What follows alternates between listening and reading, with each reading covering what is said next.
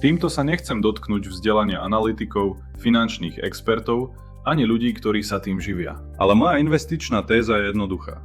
Nikto nevie nič s istotou. Keby niekto vedel presne predpovedať, čo bude o 1, 5 alebo 20 rokov, pravdepodobne by nepísal analýzy, podával by tikety v lotérii. A určite úspešne. Všetky názory, ku ktorým sa vieme dostať, sú iba tézy. Niektoré výjdu, iné zlyhajú. Ale to vždy ukáže až čas. Ukážem to aj na mojich vlastných, minulých aj súčasných pozíciách. Na Bitcoine som mal historicky priemerný zisk na obchod približne 135%.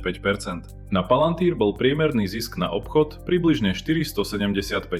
V portfóliu boli aj ďalšie realizované rastové príbehy ako Nebius, Meta, Microsoft, Shell, ale aj dividendové pozície, ktoré by počase už nefungovali. Preto pre mňa nie je podstatné tváriť sa, že každá téza musí výjsť. Podstatné je sledovať čísla, priznať si zmenu reality a vedieť reagovať. Najväčšie riziko je zakryť omyl slovami verím, dúfam, myslím si, viem a držať do nuly.